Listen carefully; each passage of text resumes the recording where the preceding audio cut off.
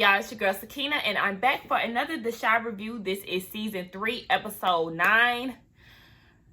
Baby, when I tell you this episode took me out, okay? I was not prepared for this shit at all. But you know what? We're gonna get straight into it, okay? So let's just go. The episode opens up with Keisha asleep, and as she's sleeping, she's hearing Omari's voice. Omari is the creepy guy that we were talking about, her kidnapper. So she's hearing his voice, and she's having flashbacks. So she wakes up and she screams. So when she wakes up, Kevin wakes up at the same time, and of course that's his sister, so he's worried about her. He goes into her room trying to check on her, and she's telling him to get out. He's asking if she's still mad at him for the things that he said on last episode, and she's like, just get the fuck out. So he leaves, and she pulls out this app that is helping her breathe. So I'm guessing that it's just breathing exercises. Maybe she got this recommendation from therapy or something. So yes, this is helping her kind of calm down her anxiety. So we see Dre and Nina. They're out on a hike. It's cold. Nina is not here for it. I would feel the same way. But the therapist had suggested that they give Keisha her space, and just so she can kind of regain her independence. So Nina is really worried about that, but Dre is like, this hike is basically a resemblance of Keisha's journey. So they couldn't see the forest before the trees, but look at them now. They're on the other side of the mountain, and boom, they back in the groove. So basically, it was a cute little metaphor that Dre used. Her therapist, counselor, degree or whatever is coming out. So while they're on a hike, the instructor wants them to give their burdens a voice. So basically they have to speak out loud what their burdens are. And Nina's burden is fear. She's fearful, and she doesn't want anything to happen to her children again. She's also fearful that Dre will fall out of love with her. We know, Dre, my little girl crush, she ain't gonna fall out of love with Nina because she's that supporter, okay? She's a supporter that you want to have on your team. And she was saying that her issue is that she has the idea that she can save Nina. She said that her friends say that she has this savior complex, and she is very drawn to broken women. She is starting to really believe that. And Nina was like, well, this broken woman right here, you hit the jackpot, babe, because I'm it. Nina had been through some things in life, but they cuddle and giggle about it. It was real cute. So while they're out on their hike, we see Keisha and Kevin. Keisha is walking to the store, and Kevin is telling right behind her, he's like, no, you cannot go anywhere by yourself. And she was like, me getting kidnapped again is very rare. Like, I highly doubt it. And as they're walking, these guys start to catcall her, and then boom, she starts to have anxiety again. She started to hear Omari's voice, just flashbacks of what he was saying to her and all of that. So she starts breathing heavy, and Kevin is like, Keisha, and she finally snaps out of it. So then she was walking, and she told him, like, the walls are very thin. I remember what you said. You said that you wish that, I didn't come back. I think that's what he said. Yeah, I wish you didn't come back. And, he was like, I didn't mean that. And as she was going to the store, she was like, bro, I'm just getting some tampons. You don't really need to come in the store with me.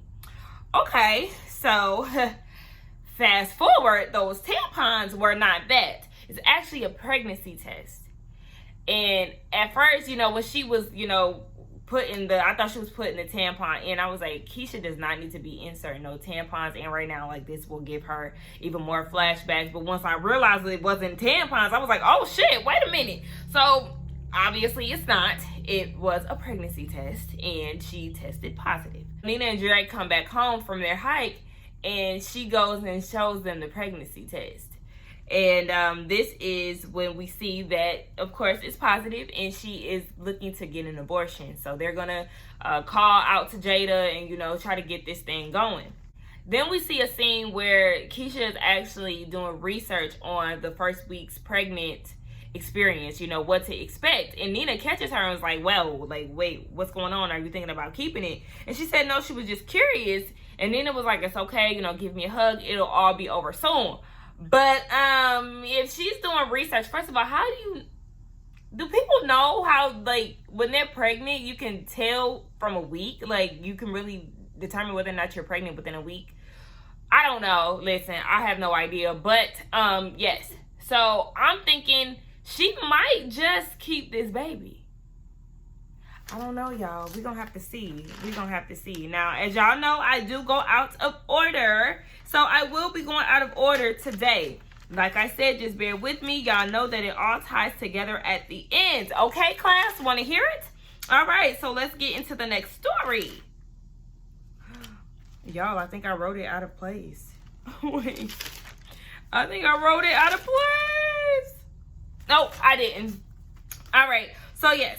We see Ronnie down at the church, at Papa's home church, and he is having a celebration. They're basically, you know, the church is celebrating him for putting faith in God and, you know, saving Keisha's life. They're basically looking at him as a hero. Now, as Papa's dad is giving him his praises, there's this guy in the congregation, and he was just like, just because that nigga saved that bitch, that don't make him a hero. He still, you know, is a murderer. And I was like, damn, all this cussing in the church, okay. So, you know, Papa's dad was just like, we ain't really gonna pay attention to all of that. And he was just saying that he was a vessel, and, you know, you basically got to give it up to God. And then Tracy comes up and wanted to give him some money. She wanted to, the ladies that helped find Keisha, you know, they brought some money up together to help Ronnie because they know he is going through hard times. So, you know, it's just a little token of appreciation to get him back on his feet. So while she's doing that, Miss Candy Rose and Duda are in the audience or congregation, and they decide to go ahead and give some money to Ronnie as well. This all looks like this is up to Candy Rose. You know, this is something that she just decided to do. So, you know, they decided to give him $5,000. Really want to help Ronnie, and as Candy Rose is going on and on, Duda is trying to, you know, interject and give his, you know, 2 cents because he is the one that's running for mayor. But she keeps cutting him off, and that's one of my pet peeves in real life, y'all. I hate when people cut each other off, but nonetheless, yes, she would not let him get a word in edgewise. So then once he tries to get one in, you know, she was just talking about how people need to register to vote, and they need to vote for people like Duda because he cares about the community. So he never got to say his piece in the situation. So then we see Duda off talking to some people of the community, and he was basically saying how the road work in Chicago, or at least on the south side, is terrible. He goes over to the north side, and they're fixing streets that have no issues, you know. So potholes is definitely something that he wants to work on improving when he's in office. And anybody who lived in the north, honey, listen, like I said, I was born in Ohio. All my family is there, baby. And I heard this about Detroit too, so I guess it's just a northern thing. But honey, listen, when you get on them damn roads, yeah, you doing this all day, okay? Swerving the fuck out of some potholes, okay?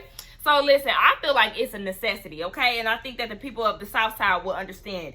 But Miss Candy Rose was saying, you know, it's just the beginning of this reparation plan that they have going on. So, you know, Duda was looking like, look, this bitch keep adding shit. So, you know, he pulls her to the side and was like, reparations, do you want the white people to be upset?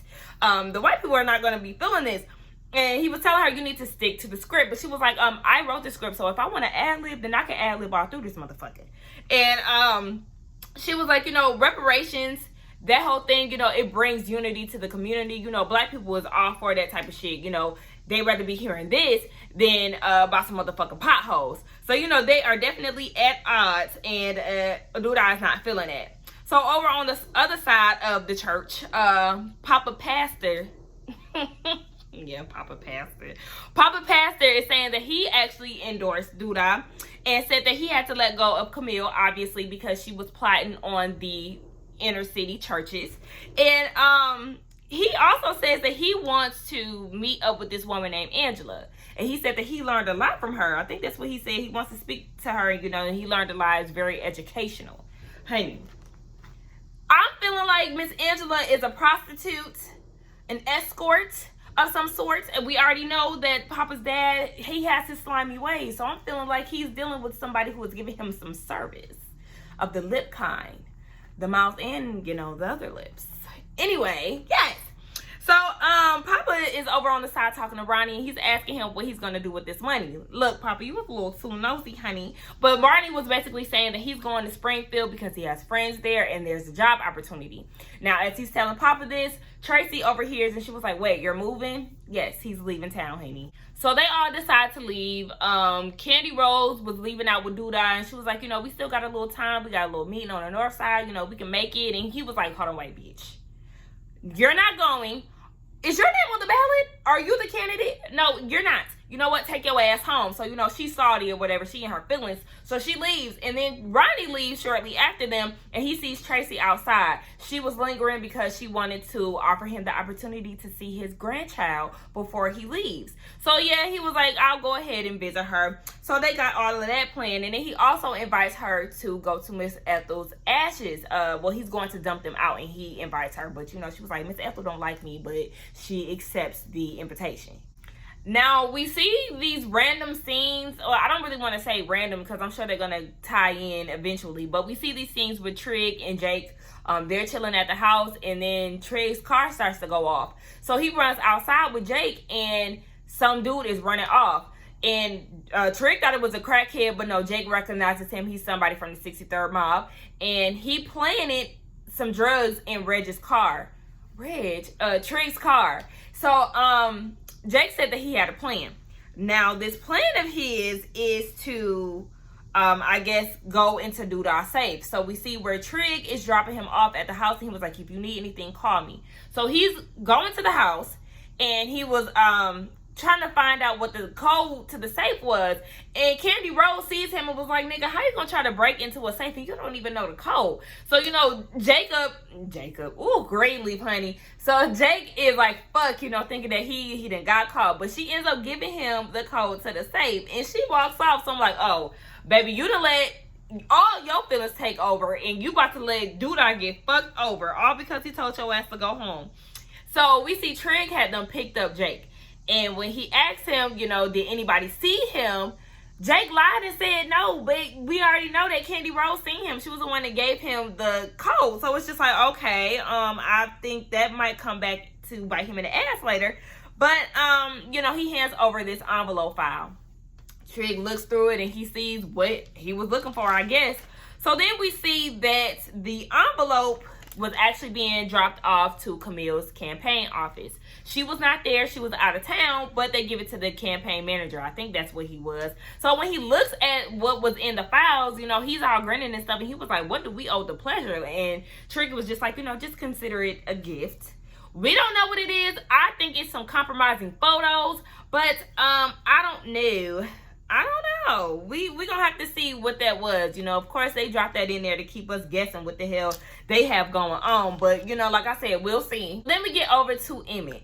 Emmett is scraping off gum at the bottom of the table, honey. And while he's doing that, he has a nice view of Dom, a.k.a. Lala Anthony, high-ass booty. I just don't like her butt, y'all. It's so high up. And, you know, Martin be calling Gina, you know, high booty or whatever. But it's like, listen, Gina ass don't got shit on Lala's.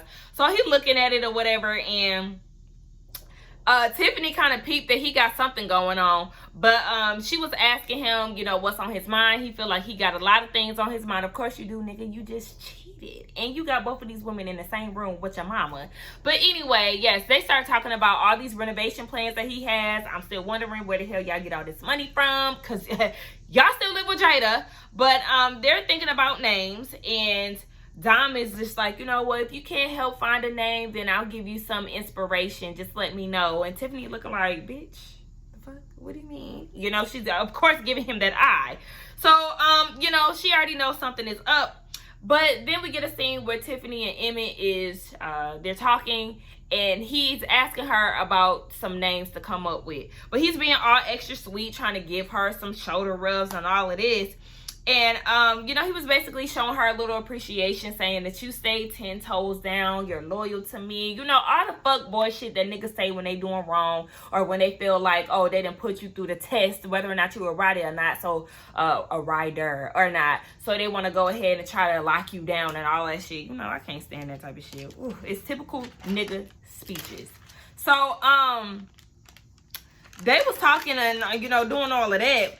So then, Emmett was talking to Dom and he was like, you know, we need to talk. She was like, no, we don't. Listen, you know, I'm fine with acting like nothing happened. You just mad because I'm not all over your dick like these typical girls that you used to. I told you I'm not that girl. So then he says, you know, basically he knows what he's doing. And she co-signed and was like, yeah, you know what you're doing. And he was like, what do you think about it? Listen, Emmett is in his feelings about this. You know, I guess he's feeling some type of way that she's not really pressed about, you know, doing it again. But then, you know, when she was just like, you know, I don't really think about it as much as you do, he snaps and was like, you know, I love my girl and I'm never about to burn down my house for nobody. And she was like, I never said that you had to. You know, he's getting all defensive and shit. It's just like, whoa, nigga, like, hold on, mister. So then Jada interrupts and she was like, I'm not about to put these lights up by myself. And they walk out together, her and Emmett. And then she walks past Dom like, bitch, I see you. So they outside and they hanging up the lights. And she asks, like, you and Dom are okay? Are y'all all right? This is what Jada is asking. And Emmett was like, yeah, we was just trying to figure out a name for the restaurant. She was like, you're lying, nigga. I don't believe you. What's going on? Did you fuck her? He said he don't got time for all that, a.k.a. he ain't admitted the truth, a.k.a. nigga, yes, y'all did. So, you know, Jada's like, ooh, baby, you are messy as hell. Listen, Tiffany is no idiot, so you need to figure out your lie before she start piecing shit together, okay? And as we already know, she already peeping shit because she is giving both of them the eye. Like, what the fuck is going on? So then we see Emmett struggling with the register. You know, Kevin came down to help him and they talking. Emmett starts to ask what's going on with Keisha. Kevin was like, you know, she's mad at me. She ain't talking to me. You know, he really don't know what's going on with her. But what's his name? Emmett was just like, you know, you're going to have to give her some time. She's been through a lot. So then he started asking Kevin, what you think about the name Great Smokes? And just like he said, that sounds like a damn weed company. And it sounds like a damn weed franchise for sure. So Kevin told him, just keep it simple. Now, Emmett gets home and he's seeing Tiffany and the baby laying down. You know, they sleep. I always notice when kids be acting fake sleep, their eyeballs always moving or they always kicking their legs. That baby was kicking the hell out of his legs. But, yes, he's watching them sleep. And so he has this moment where he just gets up and leaves out. This nigga goes to the damn pawn shop. And he wants to propose to Tiffany, obviously. He only got $500 in his pocket. The lady at the pawn shop is ghetto as fuck. And she was like, nigga, that's not enough money for no ring. But I'll take the $500 you got in that watch on your wrist. Now, he was like, oh, this, my cousin's watch. He gave it to me before he died. Okay, well, I feel like this is a terrible decision. So you just wasted $500 and you just gave away some jewelry that your cousin, your dead cousin gave you? Baby, listen. Okay, so then we get, what's his name, Tiff and Dom. They're talking, you know, they having a little conversation about how Emmett get on both of their nerves and all of this stuff. You can see Lala's high booty poking on the side. And then Emmett calls them out to look at this new sign. So they finally come up with a name, and the name is Smokey's Barbecue. Lala wants to know where the hell you get the name Smokey from. Tiffany says Smokey from Friday. Nah, girl, it ain't Tiffany. No, it's not Smokey from Friday. It's Smokey Robinson. Yes, Mr. Motown himself. Yes, Smokey Robinson, the one who writes all the hits, honey. I was like, okay, we gonna go with that. So then we see Ronnie and he's walking with Tracy. You know, Tracy's basically saying you don't have to leave to start over, but he feels like he needs to go. So he starts to dump out the ashes for Miss Ethel, but before that he gives his speech basically saying ultimately that he hopes that he made her proud. And he sprinkles her ashes out at this place where him and Miss Ethel visited before he went off to basic training. You know, it was a very touching scene. You know, I think he really did make Miss Ethel proud with finding Keisha. So, they're walking home and Tracy gets a text from Jason's baby mom, her son. And, you know, she agrees to have them meet up with her tomorrow to see the grandbaby. Now, Ronnie goes and sees the baby. And, you know, the baby is real smart. So the mama is thinking about getting the baby into a gifted school. She is willing to take out a loan. And Tracy was like, well, damn, you know, that's a lot to do, honey. It's expensive and your ass ain't got no money to pay it back, basically is what she's saying. So then Ronnie goes and gives her the $5,000. And this is why I feel like Ronnie is better than me. Because I would not have given that girl $5,000. I understand, you know, she is doing everything by herself. However, remember, this girl did say that this was not your granddaughter. She was being a bitch to you on season 1. Or was it season 2? I think it was season 1. She was being a bitch to you. Baby, you would not have gotten my money. And then she just took it. She wasn't even trying to act like she didn't want it or nothing. You know how people usually be like, oh, no, you know, it's okay, it's fine. Baby, there was none of that. She took that money and said thank you and kept it the fuck moving. And I was like, oh, okay. So then they leave, and Tracy was like, you know, Emmett is doing his grand opening down at Sonny's. Do you want to go? And, you know, he was very hesitant. But then, you know, she convinced him to go, and he was like, all right, fuck it. You know, I like barbecue. Then we get down to the grand opening, and, you know, they're doing the red ribbon cut. And before they're doing all of this, Emmett is giving out a speech, you know, yada, yada, yada. Thank everybody for coming. We do see that his other two baby moms are there with their kids. And I was very surprised to see them, you know, because we don't really see them too much. All we see is Tiffany. I guess it just goes to show that's how it is when niggas have babies, scattered children. You only spend time, well, you start to spend time with one kid more than the other. But, child, listen, men and women, stop having scattered families. But anyway, yes, he goes into this whole speech, and then he proposes to Tiffany in front of everybody. And, of course, the camera keeps panning to Dom, and she was just like, you know, nigga, okay. So, you know, I forgot to mention that he did tell Jada fucking Dom made him realize that he really loves Tiffany. Ugh. Ooh, I can't stand fuck niggas. So, yes, anyway, he goes and tells Tiffany this line, Smokey Robertson had his miracles in your mind.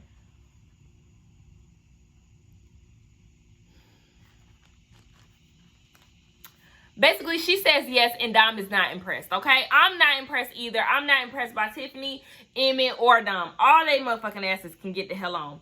So, Jada is talking to Tiffany. You know, she was like, I had no idea he was going to do this. And she also told them there's nothing wrong with a long engagement. AKA, get the hell out of my house before y'all try to plan a wedding. So then we see Lil Rel is there for the opening. And he's eating. And come to find out, G Herbo is there. And he was giving food on the house. Basically, Emmett was like, damn, nigga, we gonna run out of food. You sitting here letting these niggas have lifetime supplies of meals and shit. But Lil Rel's character is like, you know, this nigga has 5 million followers. He's gonna shout you out, nigga. This is going to bring people in here. So, you know, good publicity, right? So then Darnell shows up, and Jada's like, nigga, you missed the engagement, okay? He was like, okay, so who did he get proposed to? He got proposed to Miss Scorpio. That's what Darnell called him. I love to see Darnell with that motherfucking earpiece, looking like a goddamn truck driver. I mean, they say truck drivers is hoes, and he's one as well, so the shoe fits. But, yes, so then Emmett goes and asks Dom if she's okay while she's in the back cooking. And she was like, yeah, why wouldn't I be? He was just like, oh, I just wanted to make sure that you was making the food with love. And she was like, yeah, I do everything with love. You should already know that. And he was like, yeah, I do. What do you mean love? You do everything with love. So, you know, that what I took from it was I fucked you because I loved you. And I loved you with some passion. That's what I took from it. Because, first of all, Emmett going to her and was trying to check to see if she was okay. I was like, oh, this is just fuck nigga tendencies. Like, I can't. Niggas always want to try to do you wrong or whatever the case. I mean, he really didn't do her wrong. But, you know, he always want to try to check up to see if folks is okay after he done did some fuck shit. But anyway, yes. So then Darnell walks into the back, the child just ghetto as hell, you know, talking about, oh, you must be Dom. And she was like, okay, yeah, you must be Darnell. I see where Emmett get his looks from. And what's the name? Darnell was like, yeah, that ain't the only thing he got from me. And looking her up and down and shit. And, you know, she flirting back. I'm like, ooh, Dom is just thirsty. Because he started to get behind her and she was letting him. I was like, see, no, that is too much. So then Emmett was like, you got to get the hell out of here. So when he kicked him out of the back, he's down, sitting down talking with Tiffany and Jada. And he was like, that's a small ass ring. Wait. First of all, when he told Tiffany that ring was small, I could not help but bust out laughing. I had to rewind that shit. He is truly a character. He is definitely a favorite of mine because he always saying some crazy ass shit. But Tiffany loves it, and Darnell was like, this shit look like a palm ring. And she was like, Jada was like, nigga, don't be saying no shit like that. But you know, while all of that is going on, Papa and Kevin arrive. And Kevin was saying, like, damn, you know, Gemma's dad hates me. But Papa is like, you know, if you was trying to fuck my daughter, I hate your ass too. But you know what? Don't worry about that. I got a plan for you. So, this whole idea that he comes up with is basically a picture on Instagram with a sign that says, I miss you, spread across the table. But the I miss you is made out of plastic silverware. I'm like, what? So Gemma ends up liking it, but you know, he's basically just trying to find ways to get around her dad because her dad is checking her phone. Oh yeah, I totally forgot to mention, y'all, that Keisha was running with Kevin. She asked him to run because she was scared to you know, run by herself. So when she was running, she had a panic attack. And you know, when she had a panic attack, Kevin, you know, embraced his sister. They was sitting on the curb and they was hugging. Keisha felt like she ran into a dude that looks just like Omari. So that's what kind of triggered her panic attack. And I feel like that gave Kevin a glimpse of what was really going on with his sister, you know, because he felt like she was mad and all of this. And, you know, Kevin is young, but it gave him insight to how his sister was feeling. I totally forgot all about that. I know it's misplaced, but I wanted to kind of include that. Now, we see that Ronnie and Tracy come into the restaurant, and Ronnie is being approached by people. You know, Emmett recognizes him, so he moves him straight to the front of the line. This dude in the background feels some type of way about it, but Emmett was like, hold on, wait, man, this man is a hero, okay? So, you know, he gives him his food, and they're out in the back talking. You know, it's just good vibes everywhere, right? And Emmett is working his way around the restaurant, checking on everybody out in the back, you know, just good vibes, right? While he's checking on everybody, by now, Ronnie and Tracy are getting ready to leave. You know, they've eaten and they threw their food away. So as they're walking out, somebody walks behind them and shoots Ronnie in the shoulder and in the head.